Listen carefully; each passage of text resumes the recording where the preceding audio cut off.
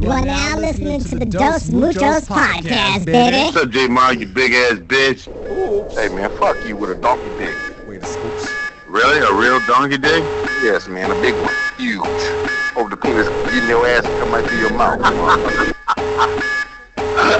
hope I interrupt your bowel movement, you piece of shit. Mic check, 1, 2, chicka chicka. Would you mind if I play the song?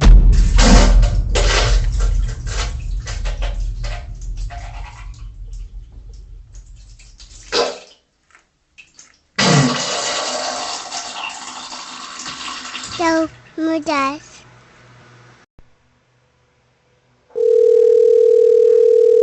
All right. Hello? Yeah, what's going on there, Chief? I lost you. Sorry about that. I found you. It's okay. You found me. I found you. I'm just doing a little sound check. So if I ask you to keep talking, baby, just keep talking. Okay. Keep talking. I'm talking. I'm talking with you. Okay, baby. I'm talking. Okay. I'm talking. My Is man. that Jetta? Is that an awkward thing for you, or? No, just angle with you. Nice. Yeah, that's what I like about those. Hotel style. My wife's dancing for me in the kitchen, There you go. and now she's sort of undressing, Oops. gyrating kind of awkwardly. Okay. She's pretending she's humping some kind of air animal. She just showed her breast. Okay. Sometimes She's you gotta- rubbing. She's squeezing a lemon as though she would be expressing milk from her breast. with the lemon. With the Sour milk. That's, not with milk. It's very, very islandy. I guess. Very, Very tropical. Very citrusy. very tropical indeed. Oh man. Yeah. That is. That may be an intro, by the way. Oh, just so it's you know. definitely an intro. We're recording. That's. It is. He goes, it's definitely an intro. She's dancing now. Right now, it's kind of like a Baby's Got Back video, white girl edition. Okay. That's Okay. going on. going. She got a lot back. She got a lot of back. That's Baby gross. back. Man, working it like a rib. Oops. I can dig that. Yes, you can. That's What's up. good, man? What's going on? Man, I'm chilling. You know me. I'm chilling. I'm so Yeah. glad to actually be on the phone with you, chilling. And I want to say, this is gonna sound really weird because I just called you, but we are recording this for the Dos Muchos podcast, and I'm so glad you can be a part of it. Man, you need to say this because you need it to be on the legal tip. No, I just wanted to say it because people will be listening. They go, was this a conversation or is this an actual? Yeah, that way you don't want the FBI to be tapping in. Man, you need to back off, feds. Man, listen. Are they the G-men? What's that, son? Is that the G-men? Are they G-men, or am I really, really old? I think they are G-men. That's Okay. correct. I thought that was a proper term. The G-men. GLG20, if you will. Oh, okay. Or if you won't, Man. I'm sure it might still be the same. That's crazy. So listen, all right, we're on the phone with my man Jay Siete. Yes. From I just want to give these cats a brief history of how far you go back with music. Yes. You know what I mean? I ran into you, I'd say late 80s, early 90s. Is that sound accurate? Specifically, I would say early 90s. Early 90s? In 93? Yes, actually, yeah. Maybe like 93, I would say. Okay. So Yes. okay, so I know where our paths crossed somewhere in 93, give or take a year or two, I'm sure. Yeah, sure. But let these cats know what you did before that, like just leading up to that. Before then, well, I got involved in music. I'm from Waltham, Mass, just outside of Boston. Massachusetts. For those that know, a little 20-minute west trip from Boston. Okay. But I got involved in music early on. I was like 14 or 15. I got involved in like my first band and actually sang for an R&B funk band with a horn line at like 15 years old. What? Which was really bizarre. Yeah, it was Now, really what bizarre year is because this? I'd never sang. Yeah, I'd never sang before, like in a band. And I had these dudes who were like, hey, play some drums. And I was like, yeah, I'll play some drums because they didn't have a drummer. So I was the drummer at the time, started early on, and was playing the kit. And I started playing drums and singing. Okay. And I'd never done that before. And I got to the point where I was like, well, if I could just sing instead of playing drums, that would be cool too. So I hooked up with one of my boys, Dave Fox, who you know. Dave Fox. Back in the day, from Dave Fox. Yeah, amazing drummer throughout Boston. And amazing was is like doing that selling thing with it short. What's that? I said amazing is selling it short. Right, yeah. He's the impresario of the trap kit. Yeah. And so I hooked him up with him in his early career, and then allowed me to do the singing thing. So we were probably like 15, 16 years old. Now, and we were some older dudes that wanted to play. Can I hold you right there for 1 second? Sure, brother. So at 15 and 16, what year is this? 1988, 89. Okay. Ish. Okay. I just want to give a reference point. No, it's all good. Okay. And so we were approached by these guys to play basically they wanted to do like the Blues Brothers album. So they wanted to do kind of like White Man Soul. Okay. And with some obvious kind of influence peppered in there, of course, like Ray Charles and Otis and Wilson and all the real legit classics, Yes. So we used to do all that stuff, obviously vicariously through like the Blues Brothers, because it was as easily accessible to us, or accessible, not acceptable, accessible to us. Sure. And we started playing that stuff, and then it kind of matriculated into some 70s California, San Francisco kind of funk, like Tower of Power and bands like that, which were, again, White Man's Soul, White Man's Funk, and yeah, okay. Jazz meets funk. Okay. And I started singing to then. At around the same time, however, I was still playing drums, and I got involved in listening to like punk rock and a lot of heavy metal stuff, and loved that too. And as well as the neighborhood that I lived in Waltham was kind of like a heavy, like a Puerto Rican meets like old school Italian vibe. Okay. Which I think kind of do well with one another. It's just weird. They're a lot similar in terms of culture-wise. Okay. And I got involved listening to hip-hop and breakdancing. Just to hold you right there, that just kind of reminds me of the Rodney Dangerfield Easy Money movie. Yes. The Puerto Rican Italian dichotomy, the neighborhood, super close just to get Absolutely. Okay. Same deal, Okay. Everybody wears Adidas tracksuits, you know what I'm saying, and the chains. So it was easy to kind of get involved in especially like Italian kids. They all liked hip hop because it was just like one of those things where like Puerto Rican, Italian, black neighborhoods, we all kind of loved breakdancing and b-boy culture. It kind of went hand in hand. Yeah. I really had a deep. Go ahead. I'm sorry. No, I'm saying as far as hip hop back in those days, it was kind of like a subculture, and it was the cool thing. As far as getting into it, because that's how I got into it. It was just a cool thing to do. You can backspin. Holy crap!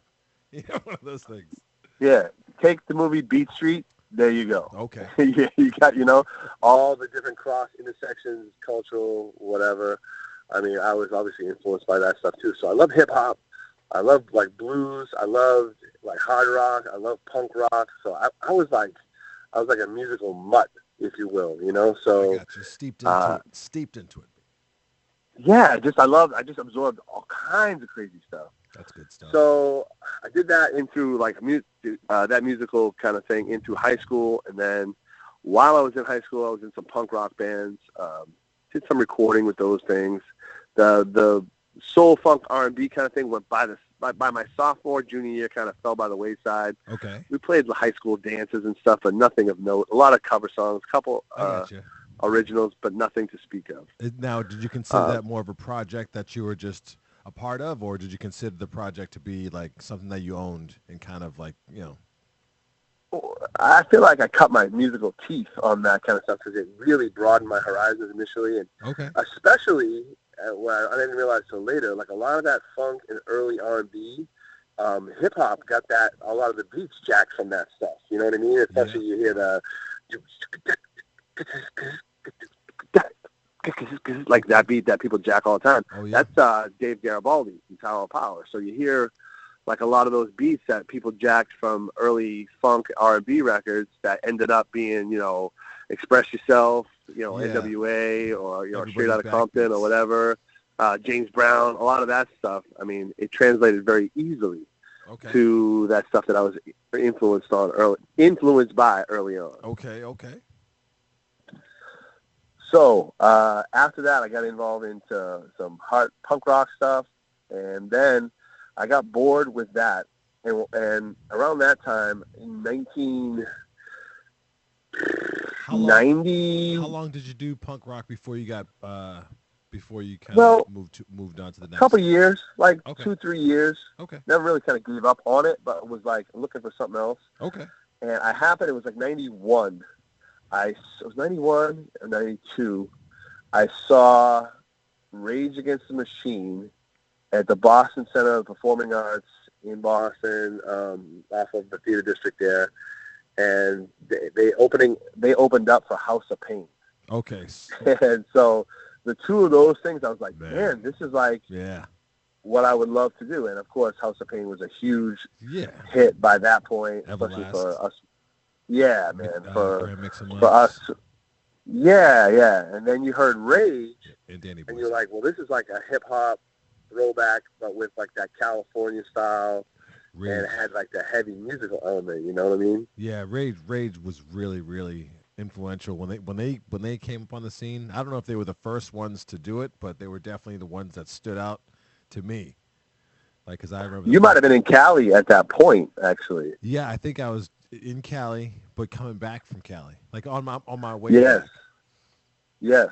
So all that was popping off, I think, while you were in Cali. That's so wild. And I, as soon as I saw that, and it was at that show, there was a riot at that show. Everlast started a riot, and I was like, "This is the chaos that I want to do."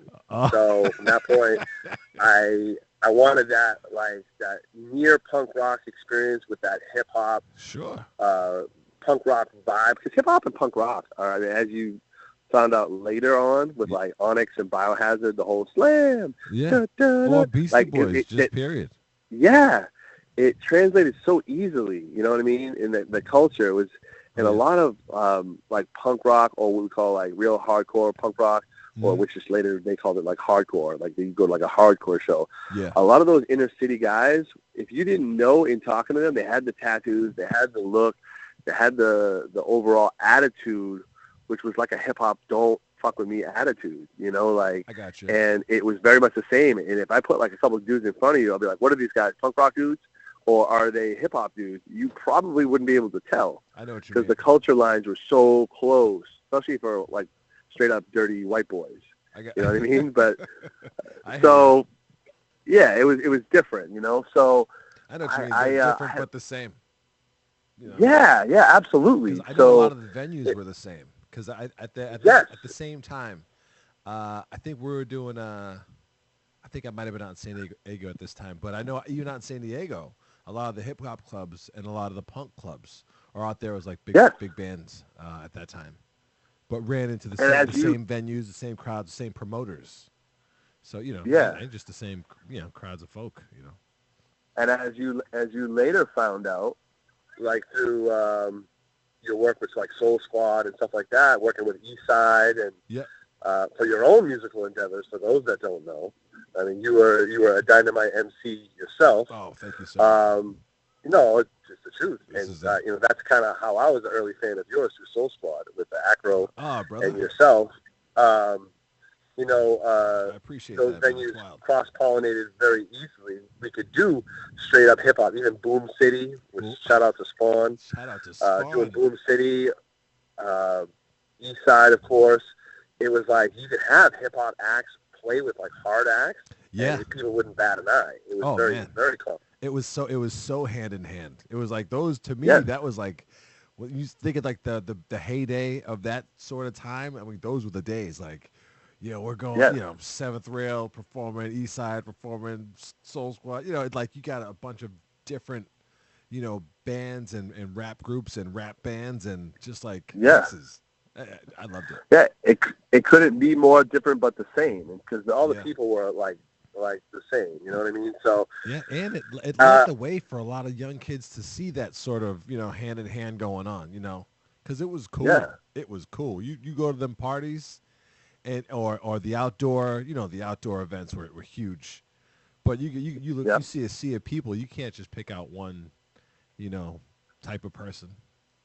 No, it wasn't it wasn't a singular culturally dominated event. It was if crazy. you like for right now is even a good time. Like if you're saying back in the day, if you would go to like a hip hop show, yep, chances are it was like a heavily dominated. Like you'd be hard pressed to find like white boys and girls up in a true hip hop show. Now I know what you mean. You go, it's like so different. Like it's acceptable. It's not like it's like a weird thing to be like, well, why are these cats up in here? This is not like their scene. Yeah, it's different. And I think a lot of what happened back in the early 90s to late 90s had a lot to do with that cross-pollination and acceptability of it's all right. It's not a singularly kind of thing. Absolutely. So we're jumping ahead a little bit. But sorry, baby. To back up, it's all good. No, it's all good.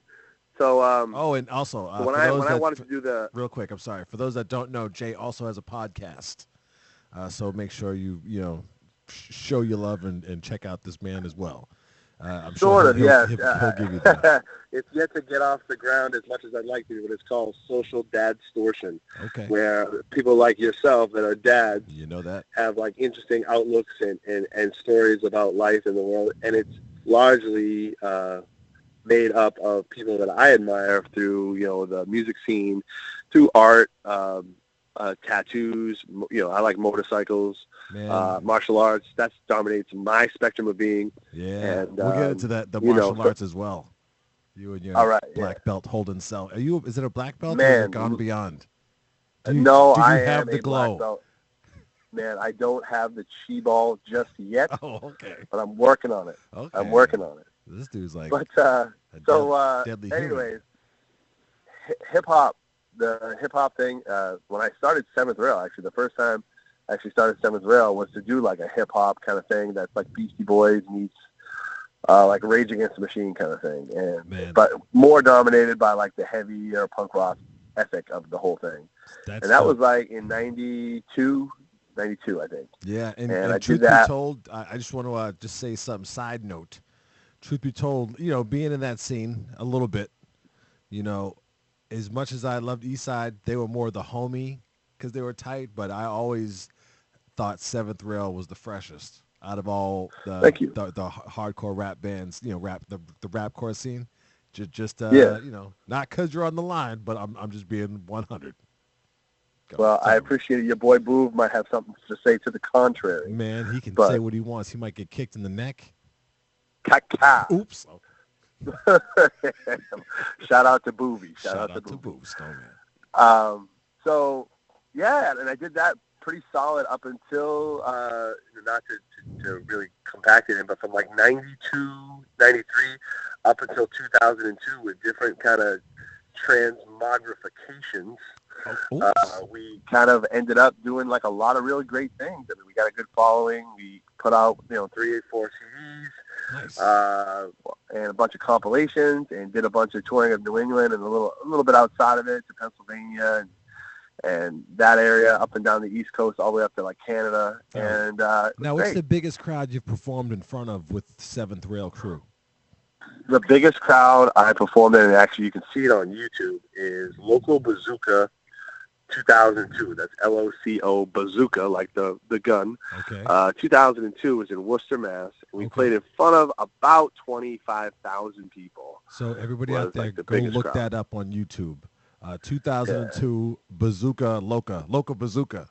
Local Bazooka, yeah. The sound is booty. The sound of it is kind of booty, but the video quality is great. And you can see the video. It's like live feed, not from the soundboard, but I'm sure back then it was straight video cameras. Yeah, a lot of it. Yeah, that's because 2002. It's like, man, technology has come light years ahead, even from 15 years ago. It's like, what? It's amazing the stuff that we can do and we have access to. So man, that's awesome. You better not be recording over my In Living Color tapes, man. Make sure you Man, page me when you're done man, with that. listen, you got your Betamax handy? Oops. Listen. But, yeah, well, I was blessed, man. I mean, obviously I got to meet people like you. I got to meet wonderful, wonderful people. I got to meet a lot of people before they became anybody in terms of hard rock. Yeah. We had a real good in with a lot of the clubs, and we were kind of like the go-to opening act for a lot of national bands. So, I mean, you name a kind of a who's who in hard rock. Yeah. If they came through Boston, chances are we were one of the opening bands. We just had it good like that because we put the work in, cool, for one, and secondly, we had a good support system of management that were like, able to get us good gigs, and I think that. Did you have outside management, or did you guys manage within the group? Yeah, well, it was my boy Gary Bastarash, tattoo artist presently, but Sugar Skull Tattoo in Billerica. Sugar Skull, shout out. He worked for, big shout out. He works, and he's still in management music, actually. He's going out on the road for the next 3 months with bands like Saliva and, again, bands from the 90s that had some sort of commercialized rap rock success. I guess there's a resurgence of it. There was that band, man, what the hell is their name? They had that song Butterfly. Come, my baby, come, my baby, be my butterfly. Sugar, baby. No, not Sugar Ray. I can't remember the name of the band, but I can remember that song. You got me. Be my butterfly, sugar, I baby. know the one you're talking about. They're coming out around. I'll think of the name while I'm talking to you. But anyway, he still does that gig. But he worked for Don Law. Third Eye Blind. Don Law was one of the biggest booking agencies in Boston. Still is. I think they were taken over by Live Nation eventually. But, wow. That's impressive. Yeah. That is, man, okay. So you guys were managed by this guy. Gary, yeah. And he was a lifelong friend of mine, and he was doing the thing, and we're like, hey, it only makes sense. Yeah. Because I didn't want to do the booking, making the phone calls kind of thing. Yeah, that's. And he never really asked for nothing either. He was like, he wanted to do it just to do it because he saw how hard we were on the grind. See, that's in terms of when everybody's in it music. together. Oh man. Yeah. It's nothing better. No, man, it was awesome, and he never asked for anything, and I owe him tremendously for having the heart to do it like that. So. Oh man, and the patience, I'm sure. Absolutely. A lot yeah, for us knuckleheads. Yeah, on the phone or whatnot, and, making sure we showed up to gigs on time and weren't half in the bag or whatever, or we put on a good show, because you're a reflection, You're a reflection of them, It's not just you putting on a show, you got other people that have your back and that want you to go out there and honor up to what they say. Like if they say, these guys put on a good show, and they're, consummate professionals, you don't want to, they're like, man, there was a bunch of cheese dicks that came here, a couple 30-packs deep. Oh, man, and they just, God only knows what they did, And listen, I know that, not everybody was a saint, but I know you guys, and this is the damn truth. I've seen 40 ounces in my day. I have never. I know where you're going to. I've never seen a case. I've never, until I met you. And the seventh rail crew, I have never seen a case of 40-ounce beer for personal consumption. Yes, that's how we rolled. Cases outside of 40 a liquor ounces. store. I've never seen it like that. Never. I didn't even know I didn't even know it was an option. I'm like, what is that? Yes. What's that? Yes, it was an option. We were a walking Dr. Dre video. Yes. Oh my God, that was like, to me, it was like a sign of the times, man. Like this is where I'm at. This is where it's at. That is so cool. Man. Straight money. It was good, but it was almost like a culturally acceptable thing to have everything be in excess. Yeah. You know what I mean? It was just like, you want to do that? Sure. You want to drink that? Sure. How much? Well, how much you got? How much can I ingest? You're not to go crazy, but you're a rock star, so you're a beacon of entertainment. Yes. So anything and they're anything doing, and everything. You're the band leader. You know what I mean? You got you're showing the crowd how to have a good time. So if that means you know how it is. That's so crazy. Well, I can't tell you how many times people come up and be like, "Hey, take this," or "Hey, look, I brought you this," or "Hey, you want some of this?" And you're like, the angel and the devil on your shoulder, like, no, or hey, I bought you a drink, so you don't want to be rude, so you cheers them and you drink the drink, So I hear you. if that happens, 7, 8, 9, 10 times in the night, you're starting to feel good in addition to your own imbibing as far as the pre-show rituals. Now, did you show up anybody early. try to give you some stuff that was just the worst drink ever, that you just absolutely refused to drink it? You're like, man, I ain't drinking that. Not that I remember, no. Oh, that's cool, then. The worst drink I think I ever did was, they call it like a prairie fire. A prairie fire. Yeah, I think it's like Tabasco on top of like tequila.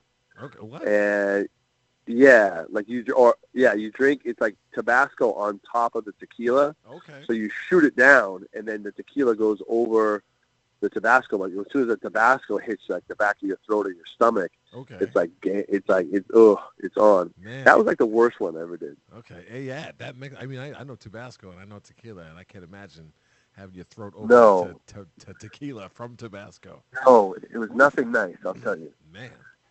And by the way, let me know if I'm outside right now. Let me know if it gets too windy, if it starts to pick up all over the phone. Okay, I'll let you know if I mean the sounds kind of it goes here and there, but it's for the most part I can understand everything you're saying. Cool. All right, I can make some adjustments if you will. I didn't want to ruin the vibe here. No, brother, you bring the vibe. I'm glad you decided to stop in. This is so cool. Yeah. So let me tell you something, a little bit of something. I'm gonna flip the script on you a little bit. You got to flip normal it on me. thing. So yeah, back in the day, you were known to play a lot of shows, and whether a lot of people or listen to this know this, that you were actually a signed artist. You were signed to a record label. Yeah. And when I first heard that about you, I was like, damn, this dude had a record deal, and I think I saw a video even that you guys shot for that band that you had back in the day. Oh, man. I want to say I saw that video. Yeah. So you yourself were no slouch. I appreciate how you kind of, default to some people to show your respect to them. But, I was in awe in meeting you, especially through Soul Squad.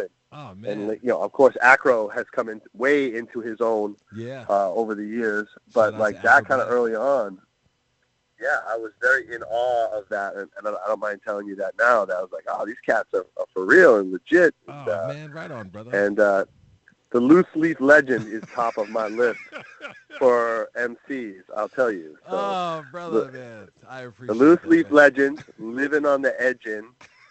Ripped the microphone ever since I was 11. Thank you, I think bro. was the first line I ever heard. I was like, what?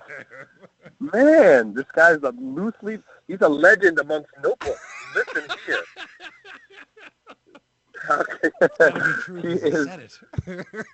Man, he's got some pedigree. It's written down on a notebook. But no, man. Before I really even had a concise grip on what hip hop was and is. Oh, man. I got to experience that firsthand through people like yourself. So thank you for letting me experience that as well. I don't know very often you get props yourself, but you are indeed part of my musical journey too. Brother, I am over here blushing, man. I appreciate that, man. I really do. No, man, it's good. It's good. So this is you got pedigree, son. You got pedigree. Thank you, sir. And likewise, man. Yes. Likewise. Yes. Absolutely.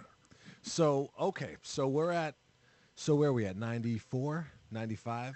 90. Well, I brought you up to 2002, but in specific, yeah, like that's I stopped in 2002 because I had my son. Okay. And then I took like a good 8-year hiatus off with limited little interactions in between. I moved to Florida. You went down south, as you might remember, and then I came back. And when I came back in 2011, I ended up hooking up with some old friends from high school. Started a band back then, different kind of members and stuff, but it then turned into what now I call Volt Paralyzer. That's my new band. Volt Paralyzer. Doing more straight Volt Paralyzer. Yeah, shout out Volt Paralyzer. Where can they find Volt Paralyzer? Is there a Twitter page or YouTube or Facebook? There's a Facebook Volt Paralyzer page. We are in the process right now of finishing up a EP.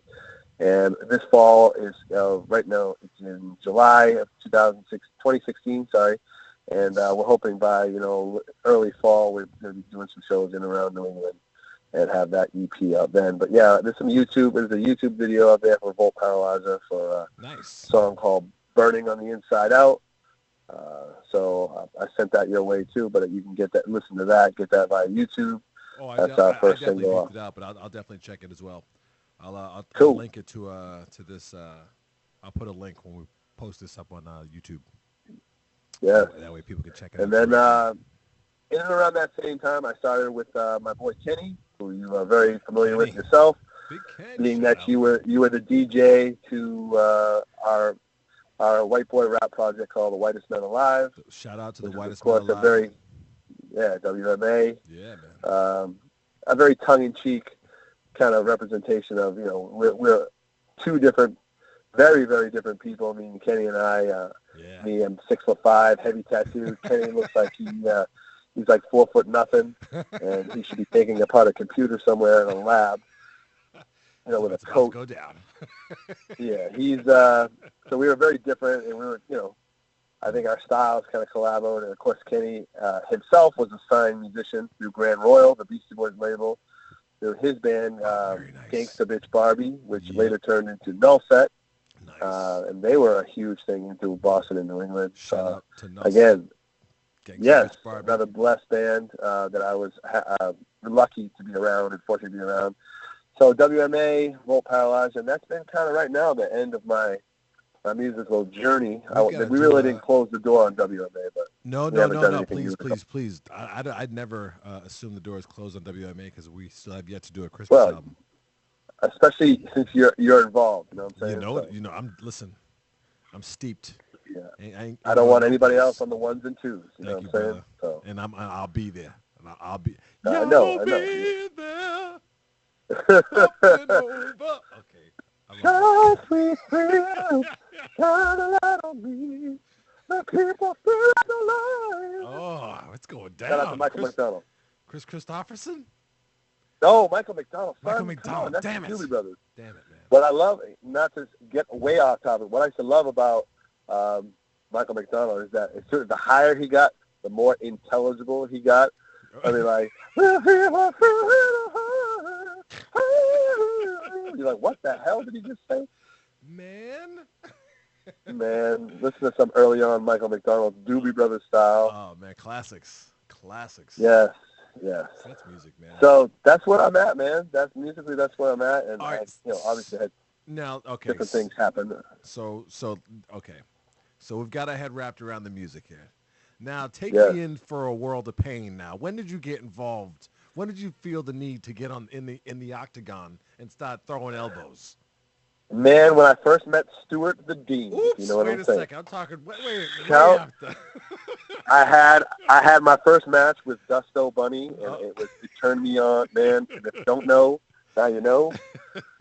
Two big shout-outs to my man behind the mic right there. Oh, brother. Stuart the Dean. I always had, as you know, a real affinity for wrestling. Yeah, we could go off on a real tangent on that, of course. That might be a podcast. If we got time, we can get busy, but we're going to have you on again for sure.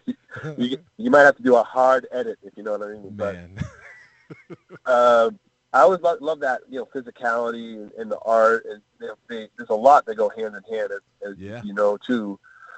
People that train martial arts and then go into sports entertainment. Oh, yeah. But I always had like a real deep affinity for that, and my parents never let me do the martial arts thing. So I always loved it. I always kind of did my own little Miyagi-Do training sessions on my own, never anything to a professional degree or a studied degree. They don't until want I was do any like pit fighting with their kids. No. I've been legit in a real scrap situation. I've been in one street fight in my life. I've been lucky that I've never right on, man. had to go that route. I've been lucky. Yeah, there you go. But to go through that, man. I mean, everybody maybe should go through it once, but no one should have. Yeah.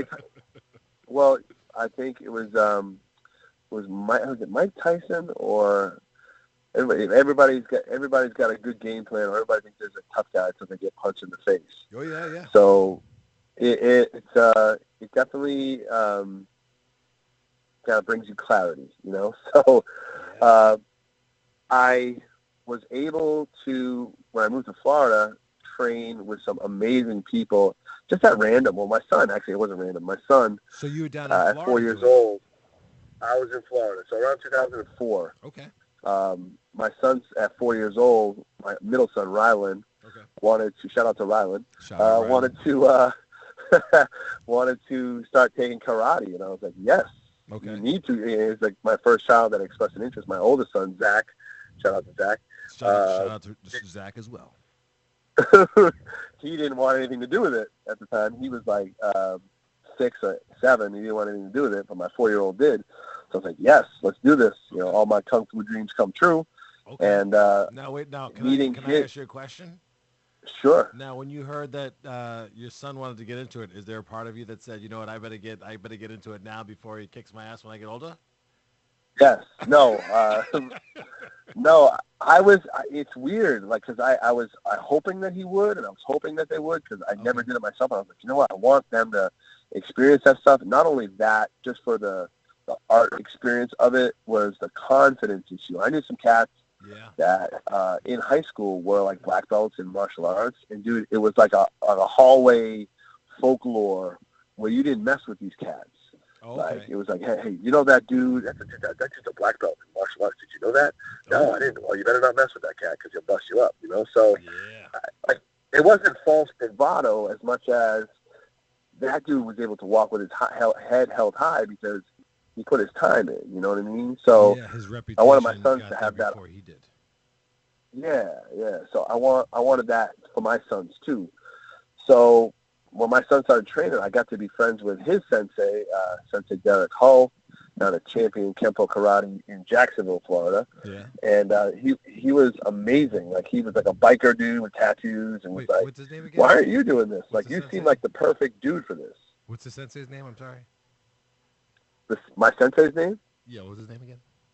Derek Hull, Hull. Derek Hull. Shout out to Sensei Derek Hull. Yes, Sensei Derek Hull in Champion Kempo Karate and kickboxing. Okay. And he straight up said to me, he's like, you know what? You're like the perfect dude for this. You're tall. You love it. Like, because you'd hear me speak on how much I loved it. He's like, why don't you train? I was like, you know what? I don't have a good reason. So let's start. Like, when can we start? And I was there like 5 days a week. Got into kickboxing and sparring, and got to train with a legend, Bill Superfoot Wallace, who actually ran Elvis Presley's karate school in Memphis, Tennessee. Hold on a second. Bill Superfoot Wallace. Shout out to Bill Superfoot.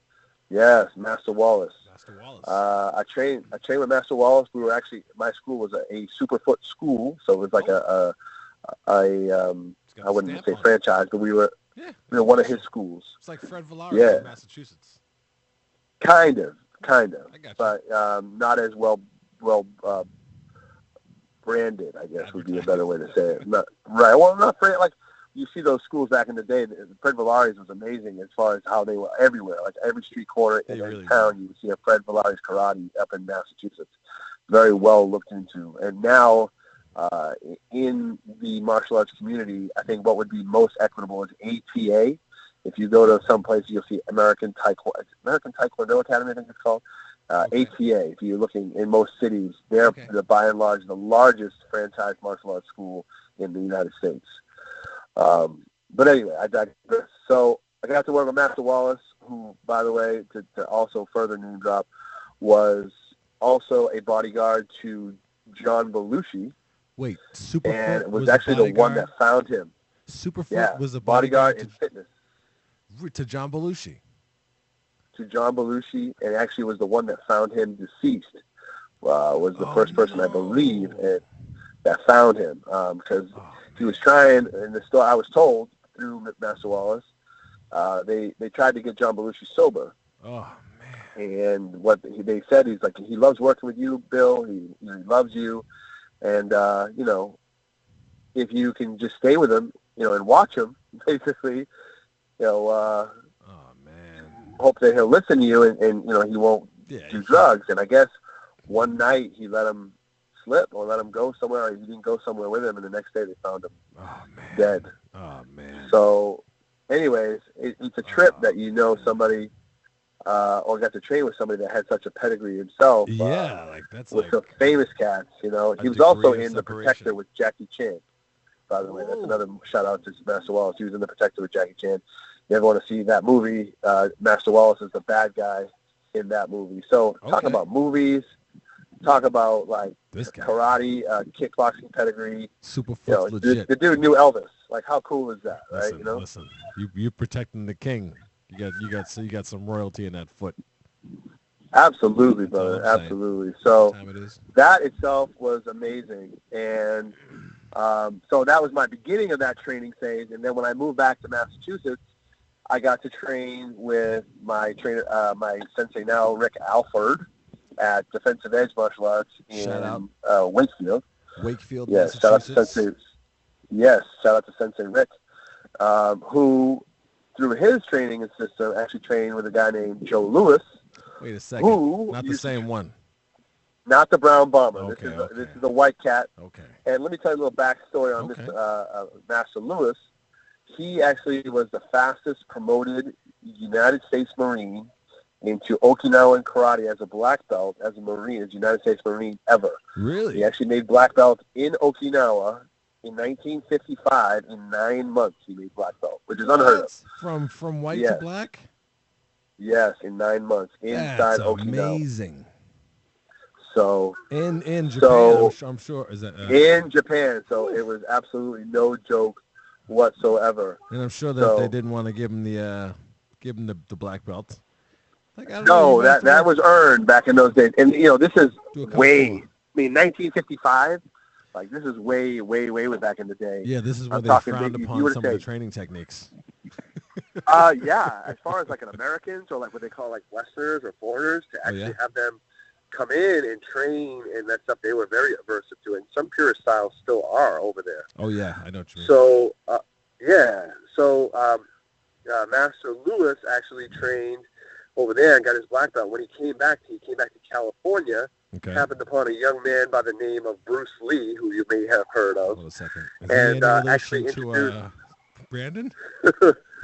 Yeah, a little bit. Yeah. Of course, I heard of Bruce Lee. And he actually hooked up with Bruce Lee and introduced Bruce Lee to the point fighting karate community in California at the time, and then later on, he put Bruce Lee studied on. with Bruce.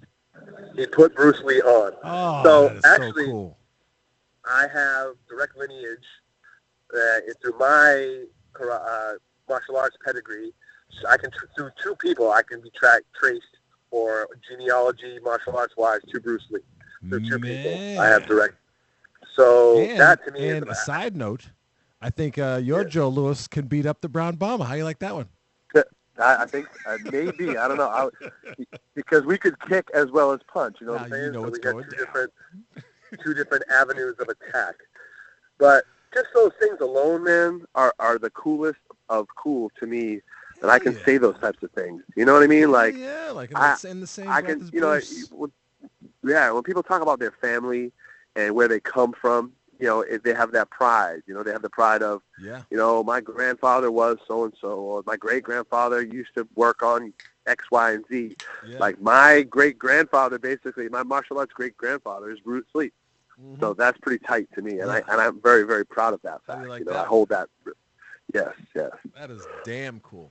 Now, and that's direct. That's not speculation. That's direct. That's to actual people. I mean, it's amazing.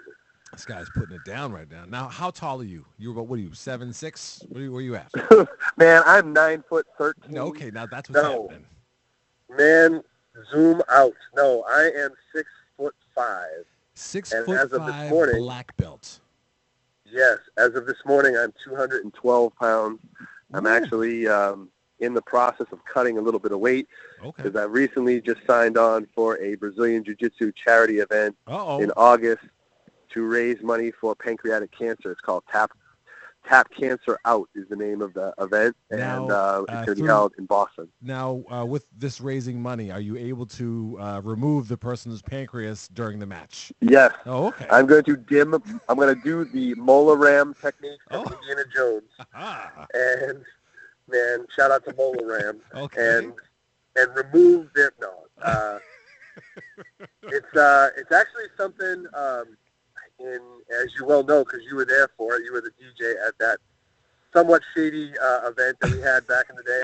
I had a fight. Shout out to what's his name? The bad Boston bad Rocky, boy. The Rocky Raymond, the Boston bad boy. Shout yeah, out to the Rocky Raymond, the Boston bad boy.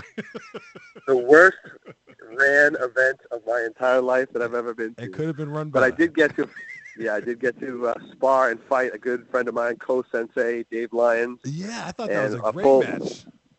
I got to see that was a full-on there kicking each other in the side. Those things. I was on the stage, and I heard the kicks, like the slap. It sounded like it was right next to me. Like that. Yeah, we legit tried to have at one another, if you will. So it was good. Did he owe you any money before the match? He beat me like I did, but no. We went again. That was a Wounded Warrior, quote unquote, supposedly benefit. Yeah. So we went into it that hard. Yes, and the boys in blue. That's kind of why we did it. Yeah. Yes. And we tried to do our best for that. And so this event, similarly, and it's a much better ran organization. I can already tell. I think they're based out of California. Tap Cancer Out, I think it's called Tap Cancer Out. I don't think I have that backwards. There you go. But if you type that in, tapcancerout.org, that's their organization. It's the national organization, okay. 501c3 nonprofit. And so I'm going to do that for them. So I'm raising money presently for that. Nice. I've lost a few family members to cancer, not pancreatic cancer, but cancer in general. Yeah. So that's another thing close to my heart. Now, is this kind of bring help and awareness to that? Now, when does this happen? It's a charity BJJ tournament. It's actually going to be held in Danvers, Mass. At August 27th. August 27th, 2016. Yes, it's a free event to attend. Anybody can go attend free it. Event. All right. You can go to it free, and if you feel like making any sort of donations, you can do that. And if people want to do that, they can reach out to maybe through support. Maybe you can post a little link. I have a link, a fundraising link that I can send you, and you can post that on your webpage or the YouTube page or whatever you want to put out there. That'd be fantastic. It all goes to a good cause. Absolutely. So now, do you know? So you're fighting. Do you know who you're fighting already? You said it's absolutely not. I have no idea who I'd be fighting. It's all weight class. Okay. So I was saying before, as I said, 212. I'm trying to get down to like 207. I think is the next weight class. I want to lose a little bit of weight. And my wife, Jenna, shout out to my wife, Jenna. Shout out to Jenna. She was the one in the beginning of the program. Yeah, booty whopping in the kitchen. She does a lot with medical weight loss and things like that. So I'm defaulting to her on maybe help me get down a scotch. Okay, so I imagine that weight class. So now, are you doing anything damaging as far as what do you like? Put on trash bags and jog a few miles, or you smoke crack? How do you drop the weight? Man, I'm planning on hitting a couple racks and sides of beef. Oops. Okay. Man, shout out to Rocky Balboa. No, shout out. I just kind of controlling my eating. I cut out this past week. I cut out soda alone. Just cut out soda, and I lost like 3 pounds just not drinking soda. Oh wow. So yeah, it's tough for me being, and this is going to be a scientific term, there's ectomorph and endomorph. The ectomorph is the tall, skinny, lanky type. That's me. It's very hard for me to lose weight. So, because, even at 215, I tell people, I was at 215, they're like, man, you don't look like you're holding 215 at 6'5". You look like you should be more. And I'm like, yeah, well, that's where I'm at. Yes, caca. But, I think I could be down, like, if you look at fighters like John Jones and people in that weight class, that light heavyweight, not to compare myself to John Jones. Wasn't he just busted for smoking that Wheatus? Man, he's on some other over there, if you know what I'm saying. He knew he had. I don't know what that cat's up to, because he's probably the most talented martial artist out there, I think. That's but maybe he's got some... Either decriminalize the Wheatus or, I don't know, tell him to knock it off. What's wrong with you? You know the rules. He's saying, not to get off topic, but he's saying that it's something in his, in his training regimen that he takes for supplements that's tipping off the USADA or WADA, the World Anti-Doping Association. I think they govern Olympic athletes as well as professional athletes, or the USADA, United States Anti-Doping. Okay. And by doping, they mean anything that's a sports-enhancing drug or a performance-enhancing drug, what they call them PEDs, that would give somebody an unfair advantage. A sports-enhancing drug. Yeah, well, I don't know. Maybe. Yeah, I know what you mean. I'm not a scientist I have either, no brother. idea. Man, it's not up to me to decide. I'm like, let him smoke. Let him smoke that whole damn thing. I'll be over here. That's right. All right, I'm over here. Exactly. Let them have at it. Another one. Right? Superman punch. So, third punch. Right. I love that Superman punch. It's good stuff. What do you have a signature move when you go in the ring and get busy? A signature. I've known for my kicks. Well, being 6'5", hell yeah, man! I'm sure. Yeah, kick yeah. That's Look like I Dal actually Sim from Street Fighter. Like, man. Yes. Wasn't he just over there? Yeah, exactly. He just kicked me. Quick story. This cat named Jake actually started at my gym, and he was about my height, but like 270. Oh, like wow. this dude was like a 270, 280, a real thick football-looking playing cat, and he's like, yeah, we're doing sparring. I'm like, oh, you want to spar? He's like, yeah. I said, well, let's go. So we started sparring, and then I kicked him upside the head. Oops. And he stopped, and he had this look he had this look. And I said, what's wrong? And he didn't speak. And I said, you never been kicked in the head before? And he said, no. And I said, welcome to the team, brother. Well, get you your just sword down, did, motherfucker. Yeah, it's on now. This is what's up, So you have now. Dance upside your head right now. And that happened to a bunch of people. Like normally people that have never gotten kicked in the head, being that I'm as big as I am. Yeah. I'm usually the first one to lay that on them, and it's something that I like to do. So, okay, so you take it to the ground? Dave Lyons, Dave Lyons, the cat that I fought in that event that you were at, okay. He said the same thing. I clipped him on the nose one time. Oh. And he looked at me, and I said, what's wrong? He goes, that's the first time I've ever been kicked in the head. Wow. And I was like, well, welcome to the team, brother. There you go. So that's what everybody does. That's it. So you gotta kicking in the head. Yes. That's your thing. You gotta initiate people into your fighting crew by kicking them upside the head. Tattoo, yeah. Well, fighting crew. Speaking of Tattoo Fight Crew, that is my crew. Shout out to the Tattoo Fight Crew. Yes, that's my my squad that I train. So is your squad all black belts? What are we looking at here? No, is it a actually. Bunch? I would say what's that Karate Kid? The Cobra Kai. What are we looking at here? Man, I don't know if they're legit like that. Okay. But no, it's not all black belts actually. Okay. But I don't know if it was the party you were DJing at my house or another party that I had.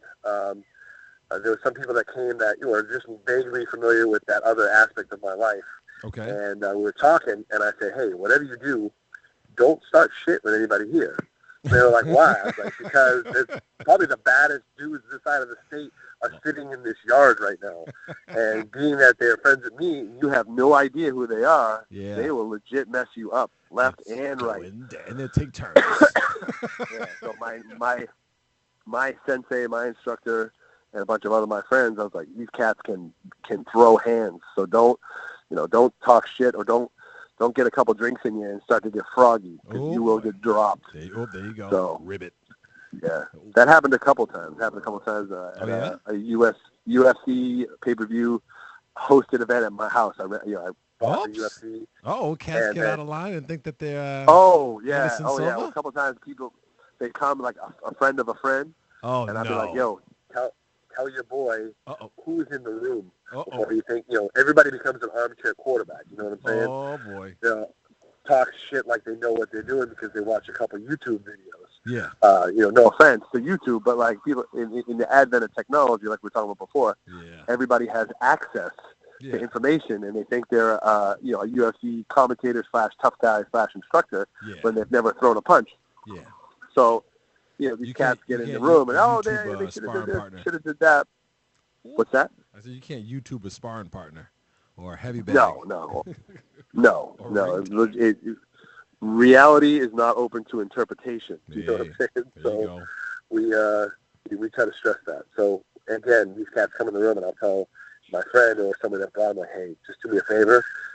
don't have them talk shit like they know what they're talking about, because there's a room full of people that do, and that train people legit for a living. So, before they get, off their mouth sideways, let them know that there's people here that know what they're talking about. So. Yeah, homie. That's pretty wild. That's got to be a hot situation. You're in a room with full of killers. You don't know what's happening. Everybody looking sideways. But, the thing of it is, like, true martial artists are usually very passive, like, very, like, cool people, They kind of in the until know. shit goes on. Yeah, because I've found through my training that people that talk the most smack are the ones you worry about least, because they're running their mouth for a reason, because they're deficient in other ways, and they're trying to kind of use that as like a method to get you kind of psyched out. Yeah, and usually it's the ones that don't say much. Yeah, it's that I usually worry they say about. the loudest one in the room is the coward. Yeah, it's false bravado. Absolutely. The cats that say very little, like, so there's a couple that I have come to mind. I won't mention anybody's name, so that they don't know that I'm scared of them. Okay. That will say very little. Like, you'd be like, hey, this and this and this. And they'll go, uh-huh. Oops. Be like, yo, we're talking about this and fighting, and it was crazy. And you're like, yep. You'll be like, okay. Everybody becomes, in the room becomes quiet. You're looking and saying, damn, that dude is either he don't like me or he's set to pop off, So you tread lightly with those cats, because you don't know where they're coming from. You're like, all right, that scares the shit out of me, because he's not saying nothing. I got you. You're walking by a crocodile with his mouth open. Yes. Should I say something? That's keep walking. I like that analogy. That's good. That's all you. Good, my brother. That's good. So yeah, that's what's up with the training thing, man. Training is amazing, and I highly recommend, somebody getting punched in the face, because it kind of realigns your perception with reality. Now, especially if you think you're a tough guy and you've never been punched in the face and you've never had your nose mushed across your face. Yeah. Have it done, and it realigns your realities. Yeah. And breathe humbles funny you. for about a half hour. Yes. Or when you actually absolutely see stars for real, or you get hit so hard that you lose volume. Yeah. Oh, that's a great one. Yeah, and that's happened to me. I've been hit upside the head so hard that it's almost like someone would turn down the volume on a stereo and then slowly turn it back up, and then sound like slowly comes back.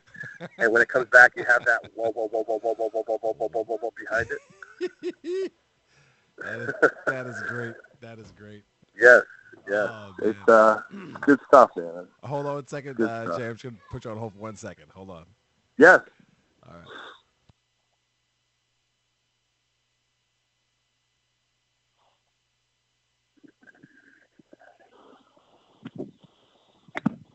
All right. Sorry about that. That is okay, man. Oh, man, the volume turned down. The instant headache. Ding. It's a humbling experience, to say the least. It is. When you get your ass kicked in anything. Oh, yeah. That is so cool. So you're a black belt now, a current black belt, and an instructor. You're a master. Yes. Is that correct? Sensei is the proper term. There's different levels of black belt which denote different, they call a Shihan, Nidan. Okay. Different dans. The dan is the level of your black belt. What dan are you? I'm just I am just a single first dan. Given my experience, I have a little bit ways to go before I get second degree. Okay. But my black belt is in small circle jiu-jitsu. That's the primary art that I study, teach. Nice. As far as self-defense goes. There you go. And that was fathered by Professor Wally J. That's the small circle jiu-jitsu. Small circle jiu-jitsu, yeah. That's pretty damn cool, man. That is wild. Now, being I know it's a self-defense, right? That yes. Style of martial art, but you could self-defense the shit out of somebody, I'm sure. But now look here, brother. Man, don't make me get on my self-defense. Yeah. So now, have you ever? How many? Not sparring. I'm sure you spar all the time, probably like a few times a day. But How many matches have you had? What are the ones in front of a crowd? Like say like the one that. Only two. Yeah, only two. Only because I'm my age, brother. Okay. Being that I was on the tip of 40 years old. I mean, it's a young man. Fighting is a young man's game, and that's not just a saying. It is a young man's game because of how you recoup. How you tend to. It takes a lot longer for me to heal from said events when you get a bad one thrown on you. So I said when I was like in my late 30s, I was like, I got some bucket list things I want to do, and this kind of goes back to what I was talking about the Brazilian Jiu-Jitsu tournament, the charity tournament that I'm going to be doing at the end of August. Okay. And again, what's that date? August 20th? August 27th. 27th. There was a bucket list thing, a bunch of things I wanted to do. Becoming a black belt was one of them. Having a amateur fight, MMA kind of fight, was another one. Nice. Doing traditional jiu-jitsu grappling, which is the gi or uniform style grappling, traditional sport grappling. Okay. For jiu-jitsu was another one, and that goes to this event. And after that, man, I'm just going to kind of hang back and really dial into learning. Another kind of perspective on it is people like they really hunger to learn to get to that next level as far as becoming a black belt or becoming the best that they can be. And then once you get to that level, you can relax and really start to learn versus just becoming a sponge and being able to regurgitate terminology and technique to really become a master. That's what a master does. Now, do you think you could pull the hairpiece off of Chuck Norris? Man, I would like to try, if you know what I'm saying. Now, listen, do you think you can beat Steven Seagal about the knees? Man, Steven Seagal, it's funny. People are polarized as Steven Seagal. Some people, it's funny. You'll see him, coaching people like Anderson Silva, who is widely regarded as, one of the best martial artists of all, the GOAT, right? Yeah. The greatest of all time as far as martial arts goes. And you see him working with cats like that. Mm-hmm. But then you see people that are, basically say his martial arts is booty. But he's another one. My kid. Yeah, I know Steven Seagal's a badass. No, there's other people. He had a school in Japan or wherever the school. I want to say it was Japanese. He had a legit school as an American then, and that is another unheard of thing to actually have a white boy running a martial arts school in an Asian country. That's whoa. Now, do you know? I mean, they gave. If they did, you know how in the Japanese or the martial art movies, you see the schools, and then you see another rival school roll up 9 deep, challenge the master, knock him out, and then beat up the whole trash the school. Is it like that? See, that's not a joke. That's legit. That happened. That's what I'm saying. Is that to you guys? I can imagine. I haven't heard of it happening. I've actually had people come into our school and kind of throw down challenges, and we obligated those people, but we're not like that. It's not that type of thing anymore. Okay. But there's legit. I actually when I got my motorcycle last year, I ride, as you know. I got a Harley through this guy that sells motorcycles, and he used to, out of this shop, also have a martial arts school, a karate school. And he told me the story of when he opened the karate school, a guy showed up in a full-on ninja outfit and challenged him to a fight because he opened up a school in that town. He's like, "Are you kidding me?" He's like, "No, you didn't come and you didn't ask me if you could open up in the town that I was already operating in. You didn't come and respectfully, you didn't come and show respect to me or to my art form. So now, this cat had swords, a full-on ninja outfit. Was like, we're going to throw down. He's about to kill him. Yeah, it was a legit thing. He's like, look, I'm not going to fight you, this and that. And I'm not exactly sure how it ended, but I would have pulled that out legit the ninja happened. gat. I was like, is it? Yeah, the ninja cat. Look at this one. Peekaboo, now you did. I like that one. It's a whole new, outlook on the silencer, the ninja gat. But no, that legit happened for years and years. I mean, you look at all the folklore around Bruce Lee, and they said that he couldn't operate without he couldn't teach martial arts to Americans or white folks, basically. Yeah. And because it wasn't traditional outlook, and Yeah. they say that's what killed him. Somebody killed him because of that. That's so crazy. That's Or so crazy. he had to fight. There's a million and one, 9/11-esque conspiracy theories about what happened to Bruce Lee, but they say ultimately because he didn't show the respect or the traditional outlooks to martial arts, that's what killed him. Oh man, but I hope it's not the case. Who knows, man? Who knows? Oh man, well, that's crazy. Well, hopefully somebody will figure it out and we'll get to the bottom of that. I don't know, man. They're set to in like 2030 something to release Jackie O's true statement on what happened when JFK got shot. Oh, yeah, you got a point. It might take forever. Yeah. Who knows? That is crazy. Well, brother, we've been going on for about an hour, man. Is there anything? Well, did I miss anything? Did we cover quite a bit? I know we're going to have you on again.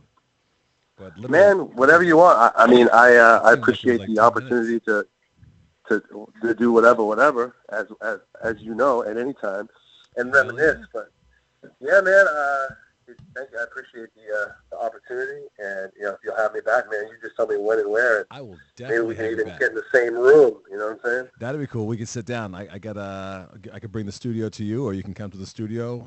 We'll have ourselves a good old fashioned sit down conversation.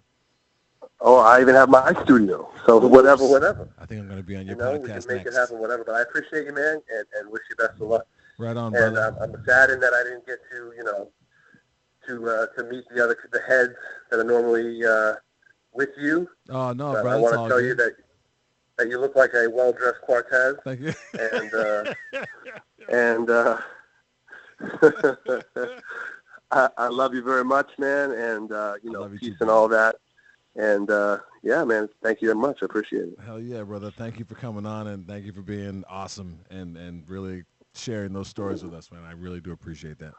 Oh man, I feel like it was just a snip at a time, and that's what I'm saying. I like we definitely got to put in some more work and get into some details. Anytime, man. You tell me. I'd be appreciated to have the audience to do so. You got it, brother. All right, One man. love, brother. All right, brother. I will talk to you. Peace. Peace. All right, that was my man Jay with Seventh Rail Crew. I'm your host, Kirk Stone. This has been an interview on the Dos Muchos podcast.